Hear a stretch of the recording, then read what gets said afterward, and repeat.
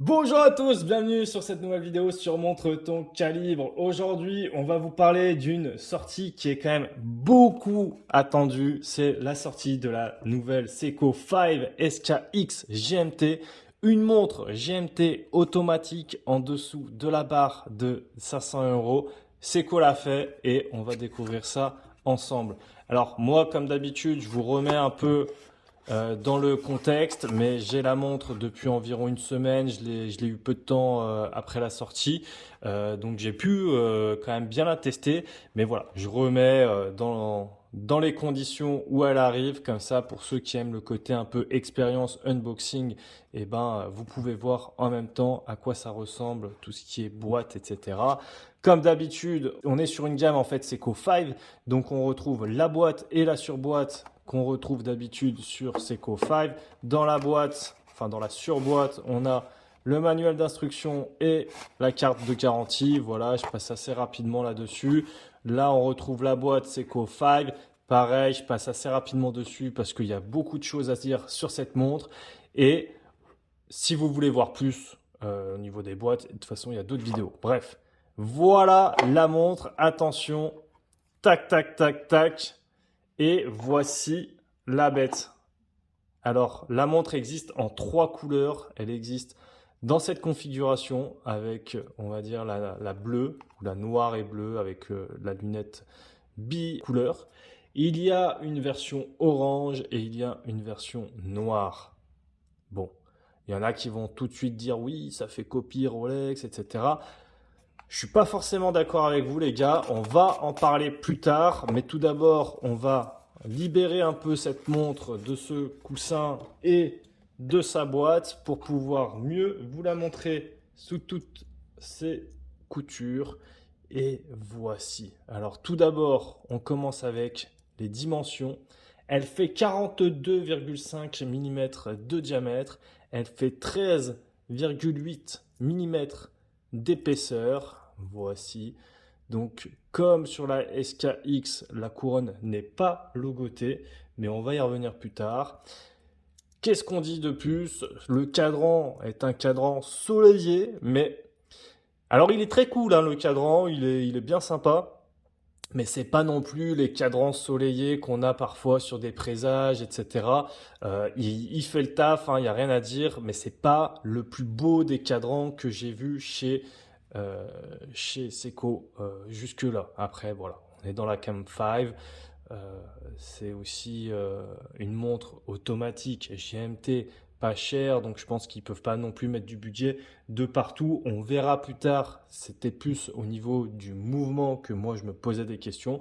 On va y revenir juste après. Donc, qu'est-ce qu'on disait? Cadran soleillé, on retrouve les mentions Seiko avec le logo Seiko et le logo 5 à midi. On retrouve la mention automatique GMT à 18 h et comme d'habitude, il y a la référence du calibre ici à côté du Réo vers le 12 h. Voilà, avec une autre inscription que je n'arrive pas à lire à travers la vidéo. Je me rappelle plus ce que c'était, mais c'est pas tellement important. On voit également que c'est une lunette qui va de 1 à 24 parce que c'est une lunette GMT qui va être bidirectionnelle. Donc autant je peux la tourner dans le sens anti-horaire ou dans le sens des aiguilles d'une montre. Voilà, lunettes de GMT, de toute façon, en général, on peut les tourner dans les deux sens, sauf si la marque fait des économies et met une lunette de GMT sur une lunette de pongeuse. Vous aurez peut-être la ref sur certaines marques qui font ça, mais bon, en tout cas, Seiko n'est pas tombé dans le panneau, donc ça, c'est plutôt chouette. Les couleurs, du coup, on voit qu'elles reflètent vachement et elles changent suivant la lumière. Donc là, on voit qu'elle est vraiment bicolore avec la lunette bleue et noire. Donc bleu de 6 à 18 heures parce que c'est les couleurs du jour. Et pour la nuit, de 18 à 6 heures en noir. Mais dès qu'on la met comme ça, hop, on voit beaucoup moins les reflets. Et voilà. Donc ça dépend vraiment de la lumière. Là, j'ai quand même une bonne lumière juste au-dessus de la montre, donc on les voit bien, mais je vous garantis que suivant quand on la porte dans la journée, on voit pas forcément que c'est une lunette bicolore. Donc ça la dévoile de temps en temps, c'est pas plus mal. C'est très sympa. On retrouve également, c'est le Cyclope à 3 heures. Alors le Cyclope, c'était un sujet assez clivant. Il y en a beaucoup qui n'aimaient pas. Pour ma part, il me dérange pas plus que ça. Mais de toute façon, je pensais peut-être le virer en changeant de verre. On va en reparler plus tard. Mais voilà, pour moi, il me dérange pas tellement ce Cyclope. Je trouve pas qu'il soit forcément nécessaire, mais je trouve pas qu'il soit dérangeant. Ouais, je sais pas pourquoi ça a fait autant parler, mais bon. Passons du coup à ce qui était la cause un peu de mes préoccupations, c'est le mouvement, le nouveau mouvement 4R34 qui est donc fait sur une base de 4R35, 4R36, mais avec la complication de GMT. Donc je vais vous montrer, voilà, euh, je vais mettre en position 2 directement. Voilà, je suis en position 2, donc j'ai la couronne qui va permettre de me mettre à l'heure que je veux. Tac, tac, tac, tac, tac, tac. On remarquera qu'il y a ici le stop seconde, hein, bien sûr. Je ne crois pas qu'il y avait de stop seconde. Si je dis pas de bêtises, il n'y en avait pas sur la SKX. De toute façon, c'était une montre assez ancienne, donc c'était pas non plus trop étonnant. Je me remets à 10h10 et hop, si je me mets en position 1, va y avoir deux fonctions en position 1. Donc soit je tourne, tac, vers le bas et ça vient me changer la date. Soit je tourne vers le haut et ça vient me changer mon aiguille GMT. Alors, l'aiguille GMT peut être réglée indépendamment. En revanche, l'aiguille des heures ne peut pas être réglée indépendamment. Là, si je veux laisser cette aiguille GMT sur le 10, je ne vais pas pouvoir uniquement changer mon aiguille des heures. Donc, c'est un petit peu contraignant si on voyage vraiment beaucoup. Ça demande un petit peu plus de boulot pour remettre la montre à l'heure. Mais très sincèrement, encore une fois, hein, on parle d'une montre à 500 euros. Ça aurait été étonnant qu'il y ait eu, que j'aurais eu le changement sur l'heure également. Surtout que souvent, sur les montres GMT pas chères, entrée de gamme, et ben en fait l'aiguille c'est souvent en fait une aiguille GMT qui est une aiguille 24 heures et on va uniquement régler avec la lunette. Ici, on a quand même un peu de chance parce qu'on peut régler trois fuseaux horaires différents. Donc c'est d'ailleurs pour ça qu'on voit sur le Réo qu'ils ont rajouté également les heures sur 24 heures pour avoir les trois fuseaux horaires si on le désire. Donc ça, c'est vraiment chouette. Et très sincèrement, je suis pas déçu pour l'instant de ce nouveau calibre. C'était un peu ce dont j'avais peur, comment est-ce qu'il allait réagir. Et non, franchement, pour l'instant, il y a vraiment aucun problème. Donc, je trouve ça super. J'ai regardé un petit peu en termes de précision. J'ai pas remarqué d'avance ou de retard délirant. Donc voilà, ça c'est un bon point. Le verre, c'est un verre Hardlex. Alors, on notera ici que c'est un verre Hardlex qui va qui va se positionner à la fois sur le cadran et il y aura également du verre Hardlex au-dessus de la lunette. Donc ça, c'est quelque chose que je vois assez rarement sur des montres, tout simplement. Donc voilà, moi j'aimerais bien changer ce verre pour en mettre un saphir. C'est ce que je vous disais tout à l'heure, c'est que ça aura aussi l'intérêt et l'avantage de virer ce cyclope si jamais on ne l'aime pas, mais surtout d'avoir un verre saphir qui sera peut-être plus résistant que ce verre Hardlex qui est donc un verre Hardlex, c'est les verres minérales de chez Seco. Alors, qu'est-ce que on va dire? Bah oui, en intro, je vous parlais de Rolex et vous me disiez oui, ça peut faire copie Rolex et des commentaires que j'ai eu beaucoup. Alors, Si vous voulez pas que ça fasse copie Rolex, prenez la orange, tout simplement. La orange, vous serez sûr que ça fera pas copie Rolex. Et d'ailleurs, la orange, je la trouvais moins sympa sur les photos, mais quand je l'ai vue en vrai, eh ben, j'ai vraiment changé d'avis. En vrai, la orange est vraiment très cool. Mais je pense pas que Seiko a voulu copier Rolex. Non, non, non.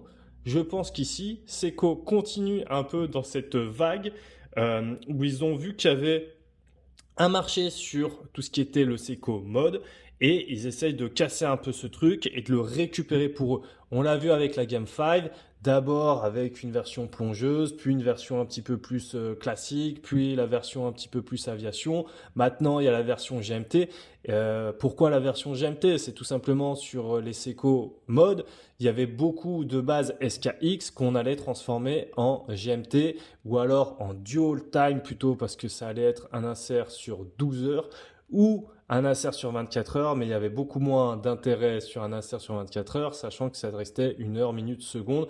J'en parle d'ailleurs sur ma vidéo Seiko Mode qu'on avait faite avec Billy de Bibi Mode, qui est disponible sur la chaîne principale. Je vous mets le lien en description si ça vous intéresse. Mais du coup, ici, ils ont voulu justement, comme je vous parlais de la SKX, ils ont voulu reprendre un peu les Seiko Mode sur une base de SKX et c'est ce qu'on retrouve ici. Donc, quelles sont les différences avec la SKX ou plutôt les similitudes pour l'instant? Eh ben, on va retrouver tout d'abord le même boîtier, quasiment. Alors, je dis quasiment parce qu'il n'y a pas non plus exactement la même épaisseur. Là, on a dit qu'on était sur du 13,8. Ici, par contre, sur la SKX, on est plutôt sur du 13,3. Après, sur celle de droite, la GMT, on rajoute le module mais GMT, donc ça prend un petit peu plus de place. Mais sinon, le boîtier est quasiment identique. La lunette, on retrouve, voilà le motif de la lunette qui est quasiment le même. Le bracelet, c'est tous les deux un bracelet type jubilé. Les couronnes ne sont pas logotées. Alors ici, on retrouve les cornes percées sur la GMT, alors que ce n'était pas le cas sur la SKX. Et au niveau du bracelet, c'est quasiment le même, mais j'ai quand même l'impression qu'il est un petit peu plus quali sur la GMT. Franchement, je pense qu'il est plus quali. Voilà. D'ailleurs, ce bracelet, ce que j'aime bien également, c'est que il se réduit. Hein. Si on le prend ici, tac. Si on le prend ici, il va faire tac dans les 21,5. Et si on le prend là, plus au niveau du fermoir, il va se réduire petit à petit. Et là, il fait 17,7. Donc ça, je trouve ça bien. C'est toujours agréable. Donc, je le précisais. Qu'est-ce qu'on va pouvoir dire également, d'ailleurs, dans les différences, hein, j'ai noté d'autres trucs. Ici, à gauche, sur la SKX, on voyait en fait que les index étaient peints. Ici, ce sont des index qui sont appliqués. Donc ça, c'est également une différence. On voit le logo qui a changé. Hein, le logo Seiko est plus gros et il y a une typo légèrement différente. Cette fois, il est accompagné du 5 en dessous. Voilà. Le fond de boîte également. Donc là, on était sur un fond de boîte plein. Donc c'était une montre de plongée étanche à 200 mètres. Ici, on est sur un fond de boîte. Je ne voulais encore pas montrer, je m'en excuse, mais on est sur un fond de boîte transparent, vert Hardlex également. Et on est sur une étanchéité de 100 mètres ici. Donc voilà, c'est pas une montre de plongée. J'essaye de me rappeler si j'ai vu d'autres choses, mais je pense que c'est à peu près tout. En termes de confort, très sincèrement, je trouve que cette montre est très agréable à porter. Il n'y a pas de souci là-dessus. J'aime beaucoup ce nouveau bracelet jubilé. Je ne sais pas si c'est le même que l'ancien ou pas, mais j'ai quand même l'impression qu'ils l'ont amélioré. Hein. Donc vous me direz ce que vous en pensez. J'essaie de comparer un petit peu les deux, mais je suis pas arrivé. Pour moi, il est quand même plus quali.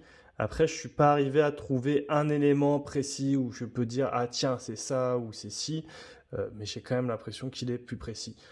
Je vous montre la montre au poignet sur un poignet de 17 cm, je le rappelle, donc 42,5 normalement c'est un peu gros, mais là je trouve que ça va. Après j'ai l'habitude de porter la SKX. Moi je l'ai sur bracelet rubber, enfin j'ai aussi celle-ci sur Jubilé, mais celle-ci je l'avais prise pour un copain qui est toujours pas venu la chercher.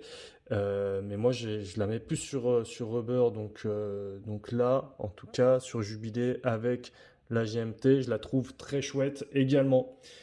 Qu'est-ce que on va dire pour la fin? Je pense qu'on va finir sur une lume, parce qu'il y a quand même une lume qui vaut le détour, très sincèrement. Je peux vous parler aussi du poids. Alors au niveau du poids, ça me dérange pas plus que ça, mais c'est vrai qu'elle pèse un petit peu.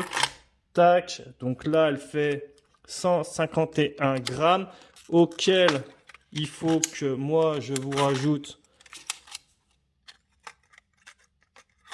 4 maillons. Donc elle fait 161, allez on va dire, 161 grammes, voilà. La SKX elle faisait combien? Donc elle a encore tous ses maillons, c'est formidable. La SKX elle faisait 144, donc un petit peu plus lourde que la SKX. Et maintenant on va regarder la lume et on aura fini. Voilà la lume de cette Seiko 5 GMT. Je trouve que pour une montre GMT, elle a une très bonne lume. Voilà. Et si on la compare avec la SKX,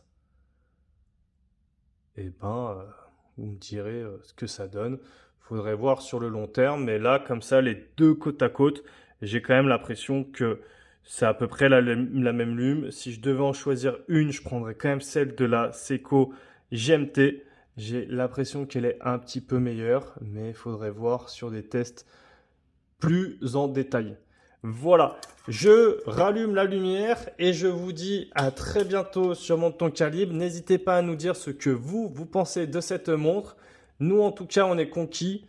Je vous ai pas montré le fermoir, je m'en excuse, j'ai un peu oublié, mais voilà, c'est une boucle déployante avec petit fermoir ici et le logo pardon, Seiko. Mais je pense qu'on a fait à peu près le tour. La vidéo est déjà assez longue. Je vous dis à la prochaine.